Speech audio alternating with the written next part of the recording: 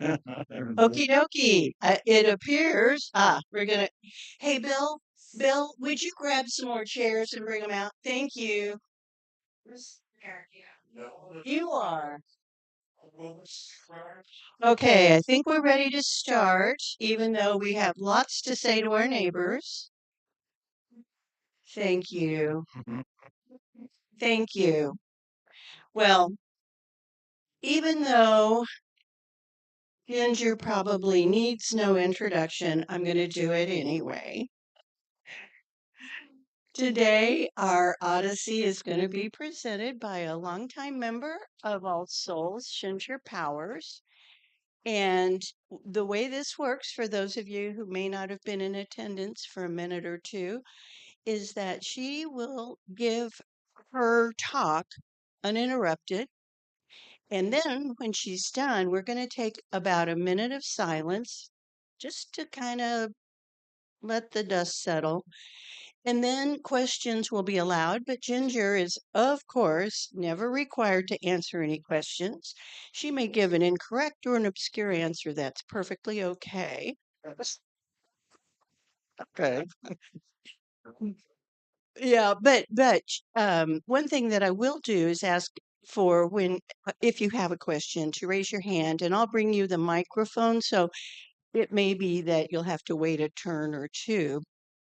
And the reason for the microphone is so that both question and answer can be recorded. All right. So without further ado, Ginger Powers. Well, I'm looking around and I see everybody I know practically that knows me. Well, okay. But what I want to say first is this church has been the important part of my family's life for 60 years. I've been coming here for 60 years. And the people have helped us through tragedies and happiness and with love and caring. And that's really been important to me. All you guys have been good friends. And actually, I've had a lot of forever friends here. Okay. Also, the dates that I'm saying are not accurate. I'm remember. Okay, I can remember when I was born. I was born in Kansas City in 1931, so I'm 94 years old, and I'm I'm lucky that I'm still able to get around.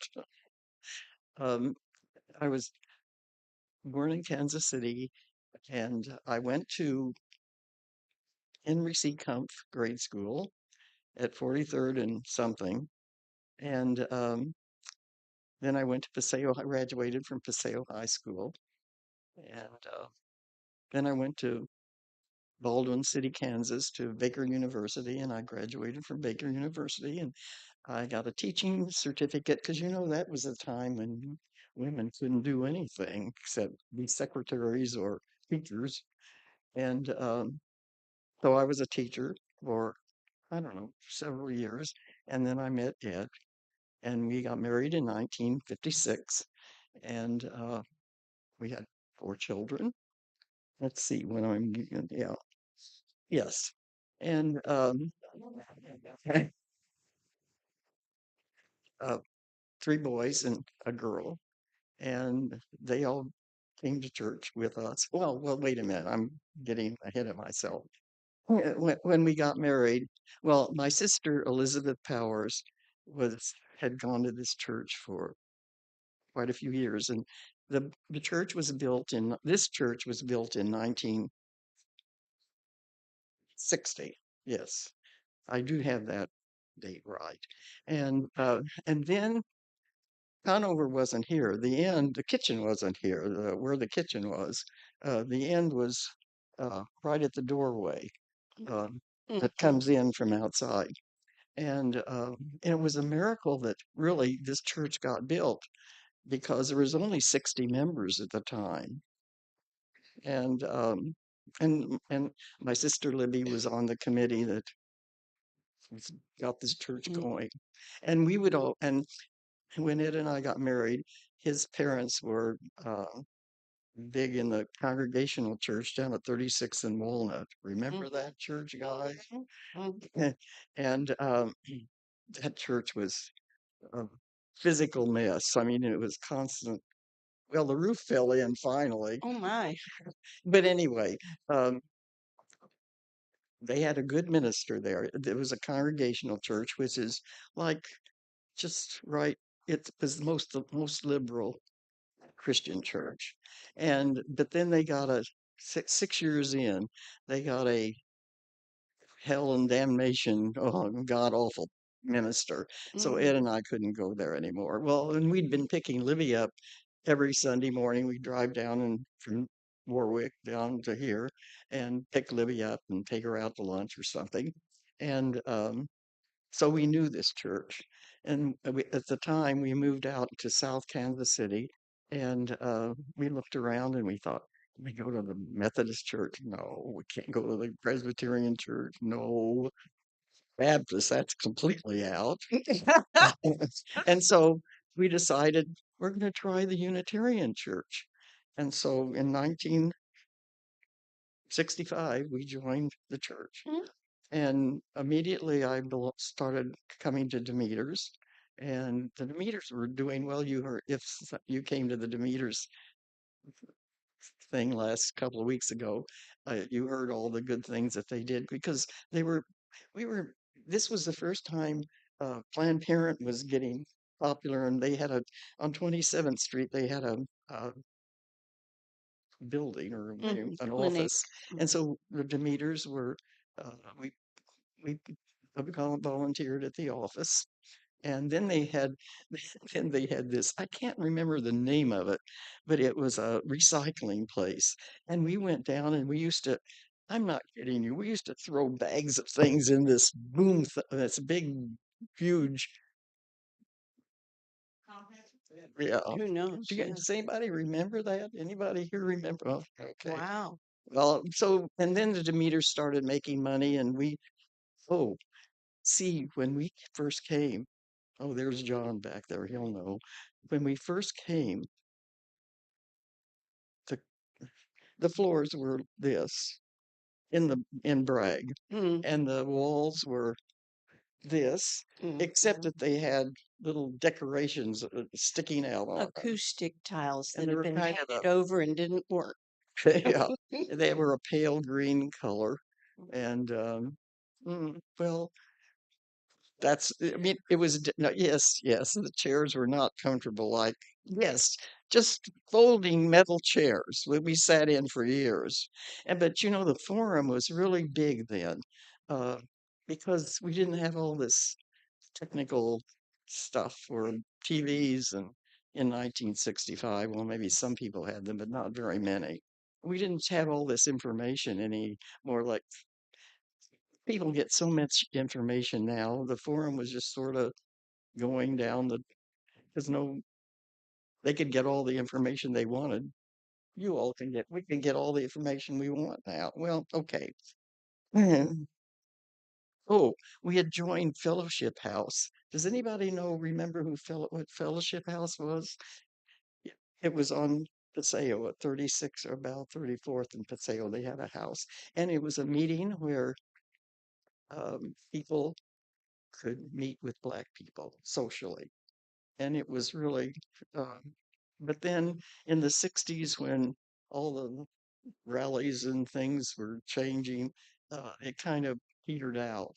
Mm. But we met a lot of good people there, and a lot of our people went over there too. Okay. Um, okay. Oh, tell about the kitchen. Well, why'd I say that? I don't know.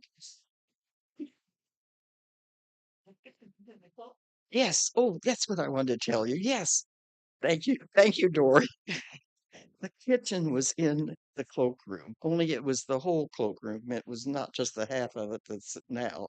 And that was our kitchen for, well, until we had that big uh, $1 million renovation, which was in the 90s. 90s, isn't that right? It was in the Mhm. 90s, yeah. And that's when they moved the kitchen down. Oh, I didn't tell you about Ed Wynn and how this building got built.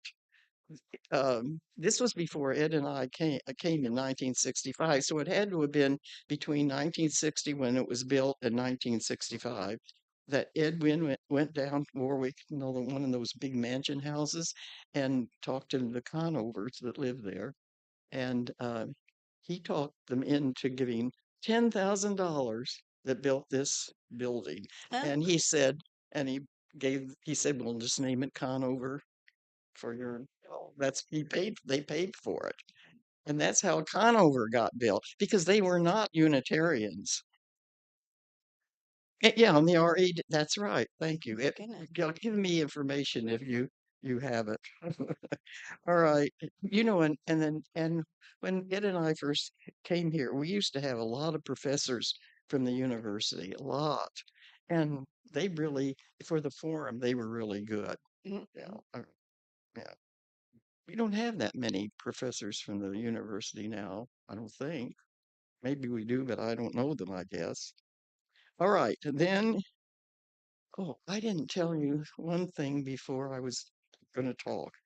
Um, there's We've had four wonderful things happen, with our family in this church and two tragedies. And I'm going to tell you about them and then we won't talk about them anymore. Um, my son was married and, uh, well, we were going to get married in our backyard at home. And at 5 o'clock in the morning, a big thunderstorm came Uh, in and I couldn't believe it.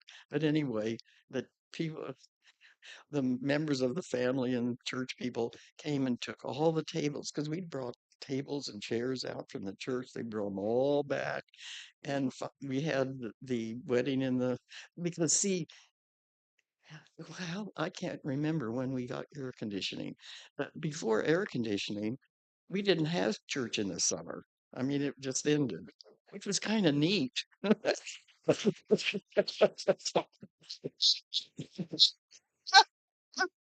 And anyway, so now we have church all year round with the air conditioning. But anyway, so we didn't have any air conditioning at that time when Dick got married, and but it worked out. It was worked out pretty well.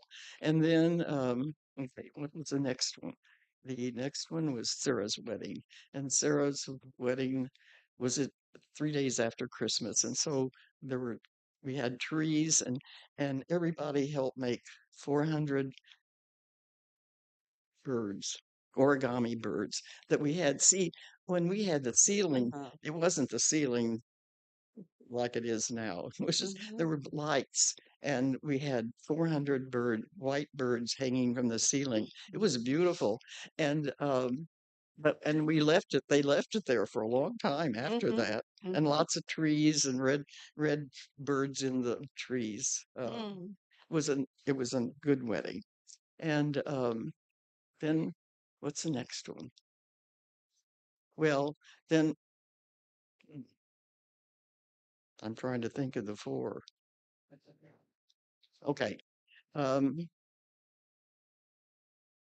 my 13-year-old son, our 13-year-old son, was killed in a car accident, uh, which was very sad. But the church gave us caring and help, and it was very good for in that way. Mhm.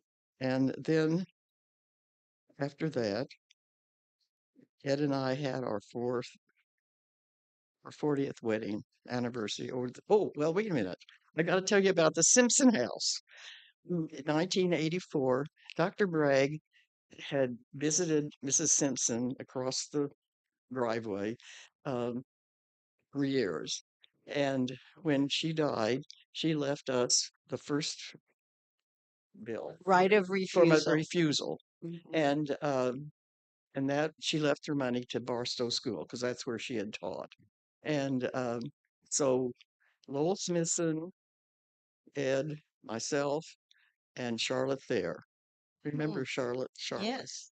Lowell and Charlotte were lawyers, and between the two of them, we got the official. Anyway, then we had to raise the money to buy the house because we paid $150,000 for that house, and also there was a huge garage, stone garage. Hmm. Do you remember that? You remember that, John? Yeah. Harold, yeah. Um, so we raised $50,000 in 2 weeks, and $50,000 in 1984 was like, I don't know how much today. So that was really good. And so we borrowed $150,000, and then we had $50,000 because the house needed a lot of work. And so Hmm. for, in the next year, we worked every Saturday. People came every Saturday and worked. Hmm. It was How many people in here worked? That's I remember coming down third Saturday and walking in, thinking, there's like 12, 13 people at ladder washing the walls and the top. The house is built. Yeah, right. No. yeah. I saw the strong image of George Baggett ripping masking tape off. Something in the dining. Yeah, the Baggots really helped, yes. Yeah. What? And your dad, Joe, really helped a lot too, because it had been, when it was first built in 1909, the stones were uh, cut down in Carthage, Missouri, and numbered, and brought up on a train. And I don't know how they got it over here with trucks, I guess. Anyway, so the house was built with numbers, perfect numbers. Hmm. And that's interesting, isn't that? Hmm. Anyway, It is. oh, I gotta get, yeah, where am I? Two tragedies. Oh, yeah, too. Well, then Ed died Mm. out of lymphoma cancer. Mm. And then uh, the next, oh, well, we had our 40th anniversary. I'm over at the Simpson house. And then my first son got married, and we had a big reception at the Simpson house. So there's all the good things. Okay. Yeah. Then, all right, we moved. Oh, Dr. Bragg. Okay, I'm going to go back because Dr. Bragg retired about in 1971. And then we had Richard Myers, a young man that we just chewed up, ate and chewed up. So poor guy. And so he lasted 3 years and he quit because we weren't very nice to him, I don't think. Well, I know that was the problem. Yes, right. That was the problem. And so then after Rich, I was on the committee and we chose Don Vaughn, which I'll tell you the truth, he was the least objectionable of all the people. And that's kind of bad, isn't it? Well, anyway, and we used to call him Don Yawn and Don Juan, but he was a nice man. But I was on the board. I was elected to the board, and the first thing I got a telephone call from Bill, the janitor, and he said, "Ginger, Don Vaughn's having an affair with the secretary."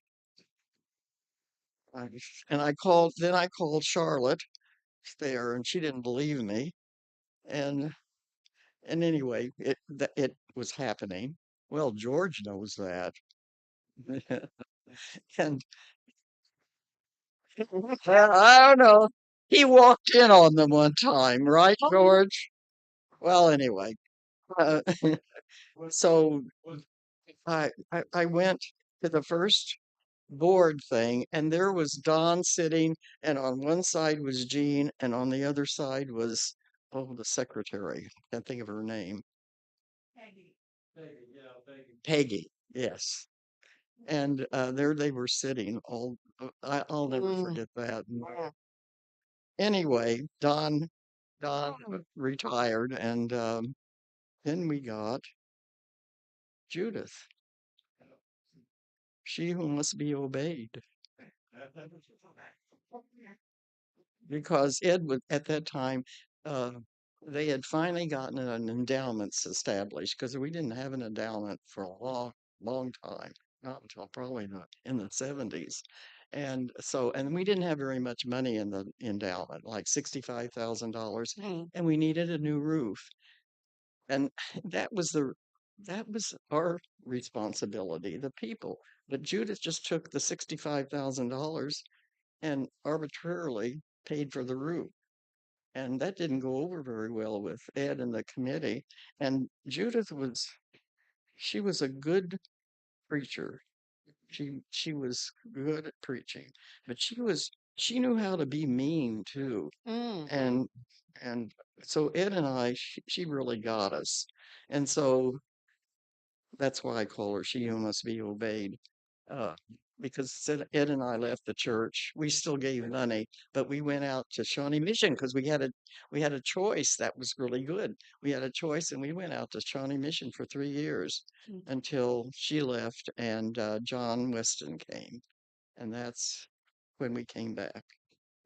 And oh, and in the meantime, uh, the Alameda Plaza uh, had quit or had been sold, and they had somebody come in. There's always a company that comes in and takes all the decorations.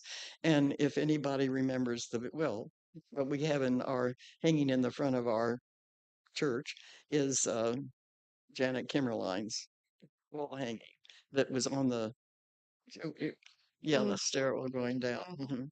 And she called me. She was a good friend of mine, and she called and she said, that wall hanging is just folded up down in a basement someplace.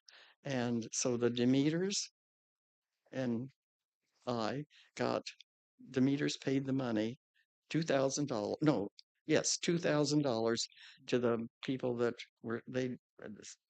they're selling, and then Demeters paid Janet $1,000 to redo it because it needed some work done on it. Yes. Yes.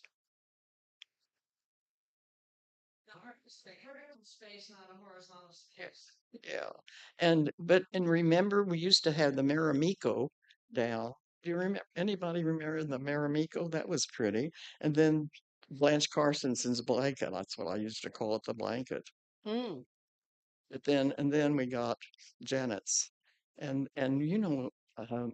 Trudy Nipstead's son, David, uh, had a truck because this thing weighs a lot of pounds, and so David and my son Ben got it and hung it. I don't know how they did that because that was really heavy, but anyway, that's what happened.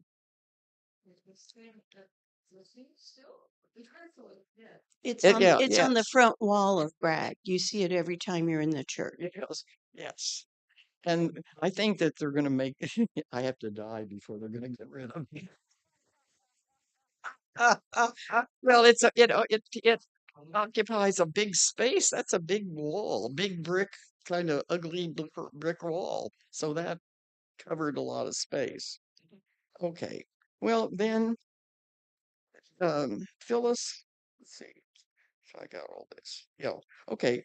Then Phyllis Westover she headed the renovation, and we raised how much? $1 million? Yeah. Who said that? John. Yeah, in the 90s. And so that's when we did move the kitchen, that little kitchen. And you know who has the stove? We had a commercial stove. Yes, well, you know who has the stove is Walt Wells. He still has that stove. He tried to give it back to us. Well, anyway, so that's when they moved the kitchen, and boy, that was really a decision. It turned out to be a great decision, but at the time it was it was questionable. Mm-hmm. And then that's when all the sheetrock walls in the church we covered up these the Mm-hmm. stone walls and the ceiling. Mm. Everything was done. I mean, everything that's you Mm-hmm. see now, and air conditioning. Mm-hmm. Yes, and Phyllis was the one that really organized that and good. Okay, and then what else am I going to say? Oh, there's been a lot of things that happened that I guess I better not talk about. All the different.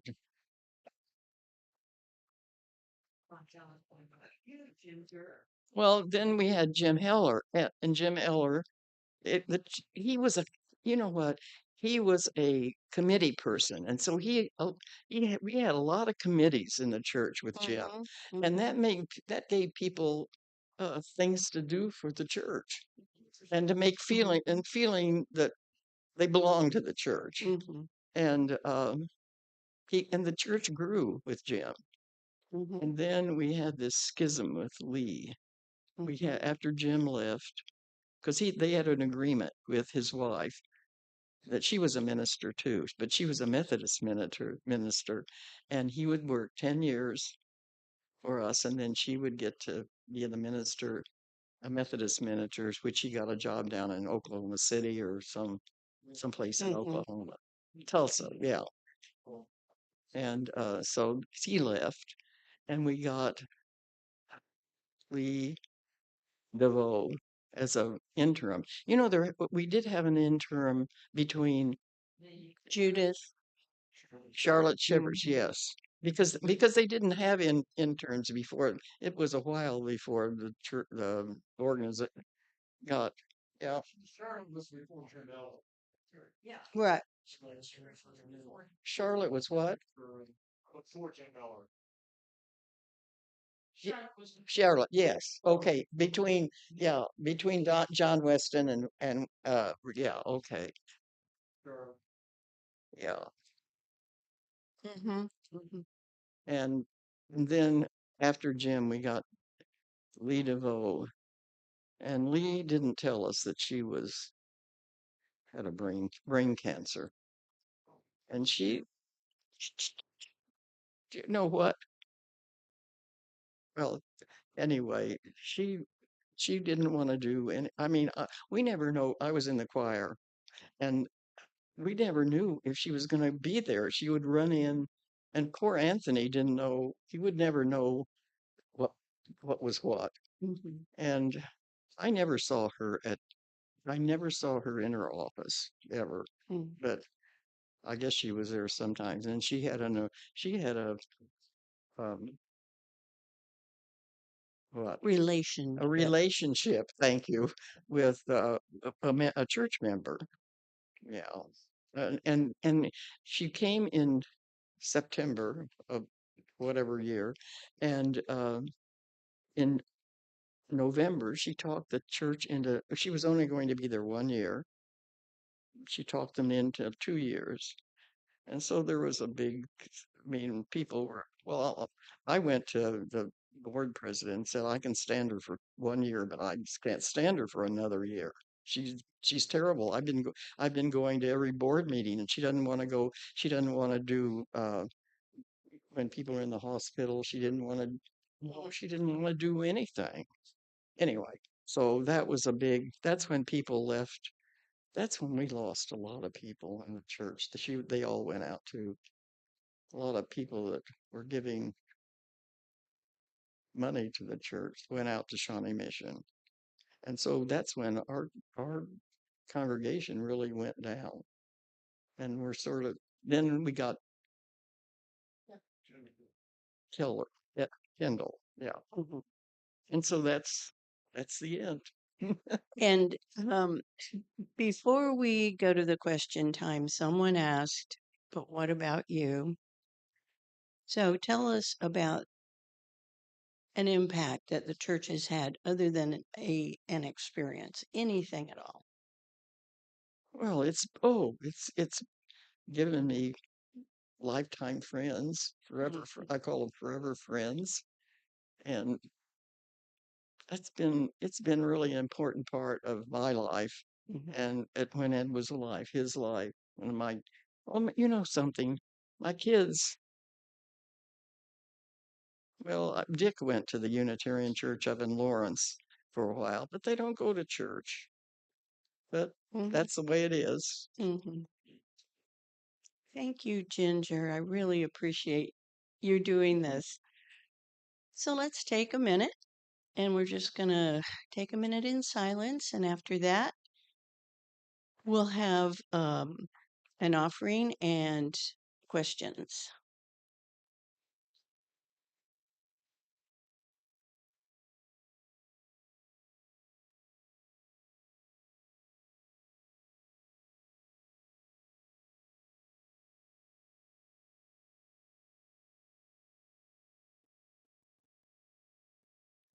Okay, so as George, thank you so much, is passing the offering. If you have a question for Ginger, please raise your hand. And I see Diane and Scott and all kinds of people. Tell us about what the choir means to you. Tell me, The choir. I see you in the choir oh, for the years, choir. and tell us Oh, about that. no choir. Dr. Bragg, no choir. No choir when we first came. That was a big sacrifice because we were in the choir down at the Congregational Church and we had a good choir director but no choir. That was a hard thing to do, but it was important to change churches. And so I can't remember when we first got a choir director. Does anybody remember that, John? Oh, yeah. Oh, well, you know what?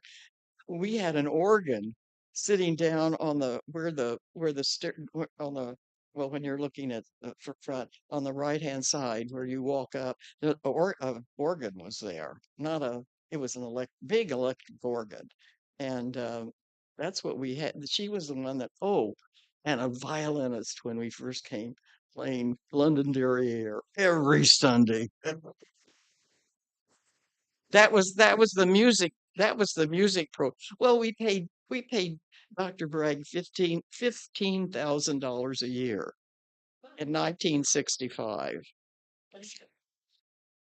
And yes, he had a house. Yeah, we had a house in Crestwood, right? That's right. And the choir. Okay, so the choir. I can't remember who the first choir director was, but it was kind of a pitiful choir, but we had it, and and then it grew, and um, Anthony came um, one early, and then he left and went to Denver, and we had Bill Casey. Remember Bill Casey? He was good. He died. He was married to uh,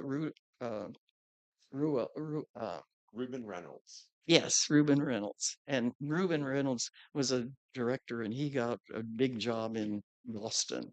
And so he and but Bill was really a good director. And then we had Mike Matthews, who just, uh, Mike is still alive, isn't he? Did he die? Okay. Well, yes. And then Anthony came. Oh, we had two women. Yes, Leah and Graciela. Graciela. Mhm. Barb.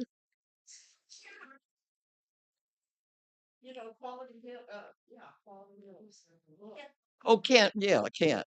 Kent was mean. No, he was mean to choir people that he didn't think sang. No, he was.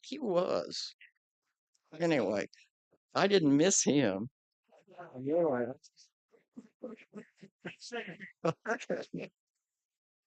I always have.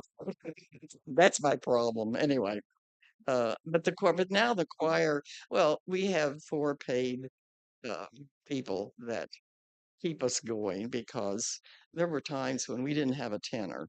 and I paid for a tenor because we needed a tenor. And uh, but the choirs with Anthony has really grown well. Takes anybody. Well, we take anybody. Yeah, we take Dory. That's good. Yeah, yeah. No, but you know, and Anthony has done a wonderful job. And really feel badly for him. He's I heard that he has to sit or lay with his legs straight out for 6 weeks before he can get any therapy.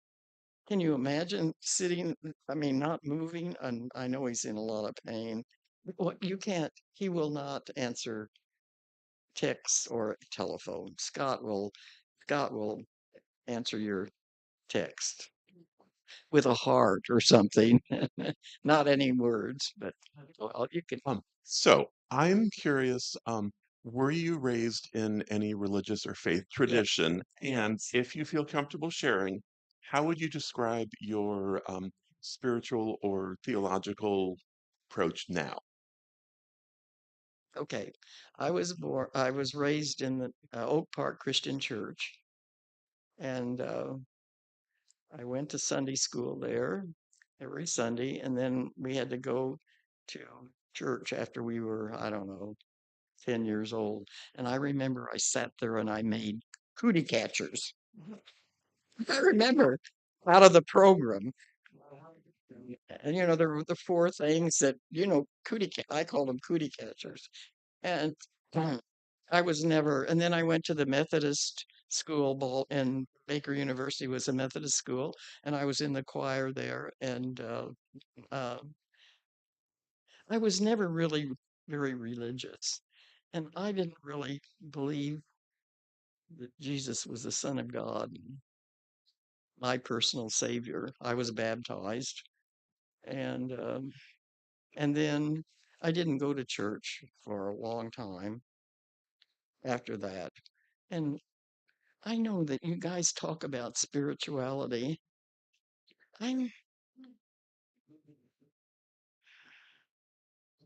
I believe in kindness and the golden rule and that.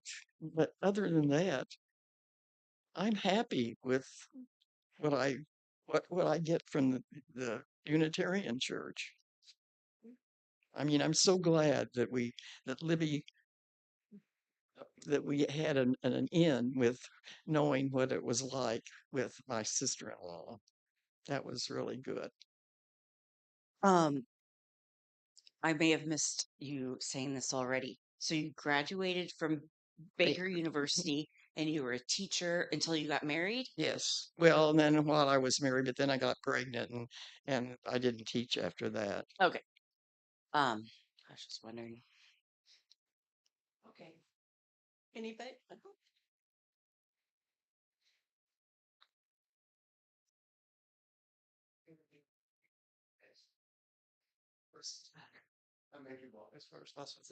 How did you meet and fall in love with Ed? Say that again? How did you meet and fall in love with Oh, Ed? oh, well, okay. On the plaza, across on the south side of Rush Creek, were those big apartments, and young people lived in them, and they had big parties. And I was living with two girls from college in an apartment on 43rd and past west of Troost, and one of them had a date that night, and they said, and I wasn't busy, so they said, come with us to this party. And so I went to the party where there's jillions of people, and that's where I met him.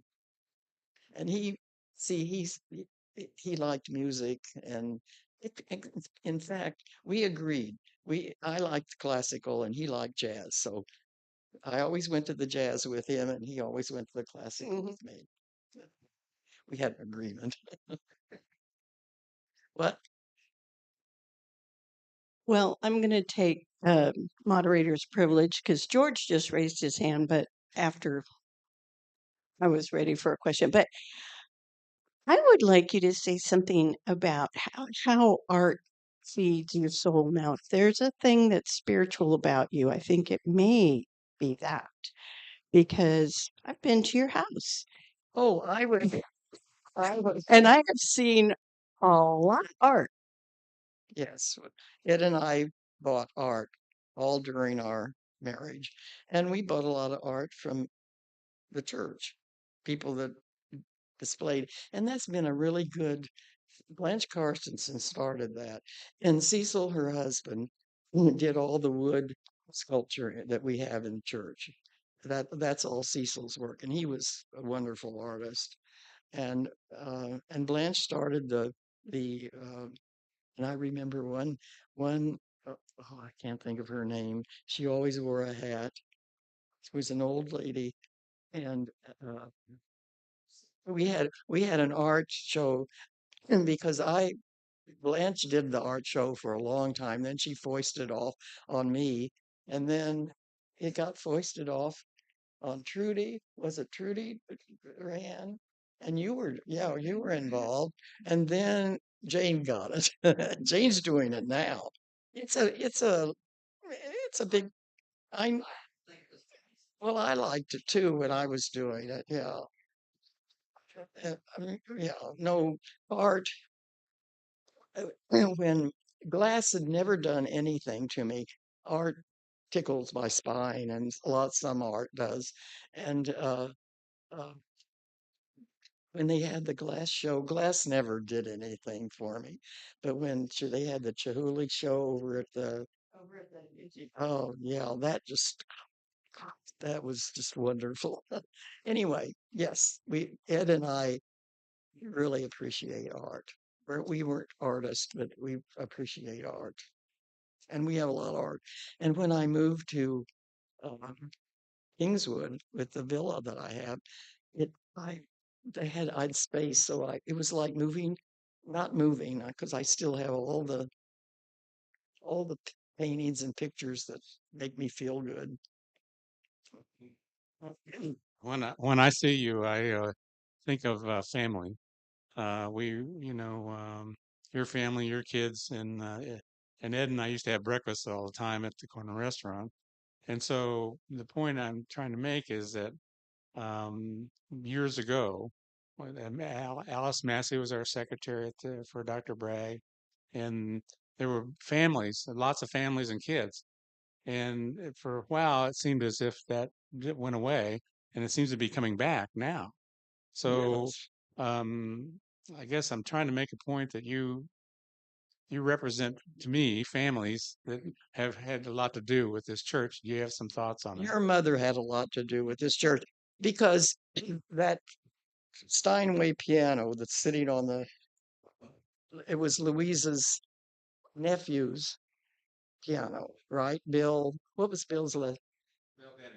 We got Bill, yes, Bill Denny. And when Bill died, Beverly, well, Louise, yeah, and Beverly gave us that piano, which has been a wonderful gift. And Louise Baggett did a lot of things in this church. Everybody that's old knows that. And she and she taught two of my boys guitar. And she was really good and patient because they never practiced. And and but they went to the lessons, and she was very, very good. Yeah. Ginger, Mhm. you Yeah. you've lived through so many ups and downs in this congregation, and you have had the resilience to survive the ups and downs, and you're still with us. Well, Do you have any advice for the people sitting here now who are going through a very big transition time? Any good thoughts on that? well, my forever friends and friends of the church really, really helped. And you just have to keep it positive. It, I know some people just go down and they're just depressed but if you do that, it's just hurting you. And I've just kept a happy face. Anybody?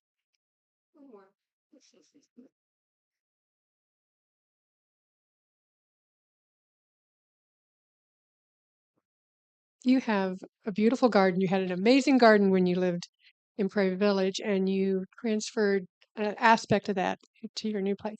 Tell us about how gardening has helped you get through the good Well, and the bad.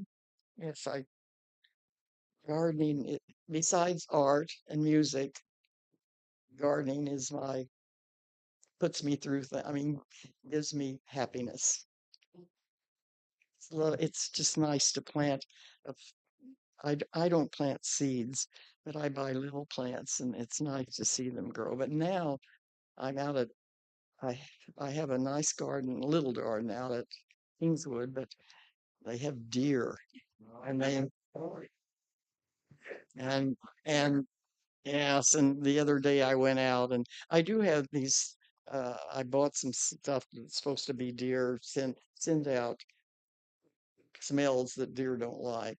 But I think because of all the rain that we've had, that they've kind of disappeared. And anyway, I went out and I saw the deer help themselves with my plants, but that's the way it goes. Anyway, but I like gardening is very, Ginger, you've talked about music, gardening, art, but I think there's another component too. Aren't you also someone who's traveled the world? I have that impression. I have bad ears.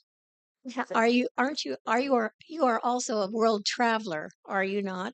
And Oh, I can you didn't tell you put about that in this. context with the Thank art and you. the gardening and We've music? had we've had 7 AFS students that have lived a year with us. Oh, I mean that's been, and I was really involved in AFS for 20 years, and I forgot to tell you that. No, and we have, well, we see 3 of them all through the years. We know their family and we know their kids, and we've been to their place and they come back to ours. That's been a great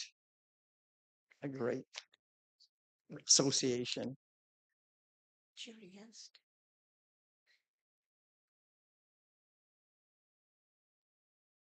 And after Ed died, I had a chance to have Kostya from Russia, and that really helped me too. Um, to have somebody in my house that I'm taking care of and being responsible for, that really helped make a difference in how I dealt with that. That that really helped me. And Kostya he doesn't call me anymore because he can't from Russia. It'd be dangerous, probably. So, Ginger, as a member of the endowment committee, I want to thank you for starting and shepherding endowment committee to where we're up to close to $1.5 million now. When I first started on endowment, someone described Ginger as being like the barking dog guarding the door of endowment. And if anybody, Ray was afraid of me. Here, my good friend Dory was afraid of me. whenever any, whenever anybody would talk about the church needing this or wanting that or whatever and talk about endowment, everybody go, oh, you can ask Ginger first. Ginger will never let us do that. And so, and it is Well, kept it this to church where, has really been important to me, really. well, to where, this last renovation that we did, endowment was able to pay something like 400,000 for that. And we're still close to 1.5 million. So That's good. Yeah. thank you.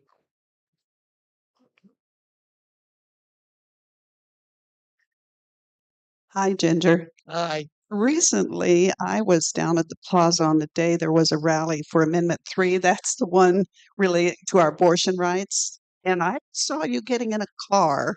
Are you a person who attends rallies? Am I a person who what?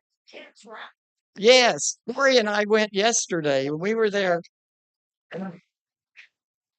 We were there for an hour. Oh, and I have to tell you about the sign my daughter sent to me from Bozeman, Montana. And I've told a lot of people, it was the MAGA down at the sign, MAGA, all in capital letters and big red letters. And then it said, morons are governing America. And I thought, that's the greatest sign because it's the truth. What do you have to say to us, encouraging us to make it through this difficult period we have in this current president who's going to be with us for 4 years? How do we hold on for it? What did she say? I can see. She said, "Do you have any advice for troubled political times?" Any I'm for paraphrasing. political. Yeah, political, like Listen, I've lived yeah, like 90 morons are 94 governing. years. Mhm. No, well, my sign yesterday said, Trump's gone crazy. Our only hope is vote for Democrats in 2026. That's my only hope right now. Otherwise, it really looks dim. I mean, I don't know how people can think of him. We have time for one or two more questions. This is Hi, Ginger. This isn't a question, it's more of a comment. I wasn't sure. I think when I first had any kind of conversation with you, it must have been probably in the late 90s, 97, 98. I was running for the board of trustees. And during the nominating process, I think after church, I left and I went to the lobby, and you and Ed, he was still around in 1997, 98, right? Yes. And Ed let you do all the talking. And Yeah, I that's wasn't sure you were my cup of tea, but I didn't know you. And you said something to the effect that 'cause I was running for the board, and you said something like, "You're not a Christian, are you?" And I bet I did say that. I'm not sure how I answered, but it just goes to show you that my impression of you then was so different because as over time, as I got to know you as a person, I got to really like you and count you as a friend today. So that's just interesting how things can evolve over time. Yeah. First impression may not be the one that sticks. Yeah. Anyway, glad to have known you. Anyone want to do the final question? All right.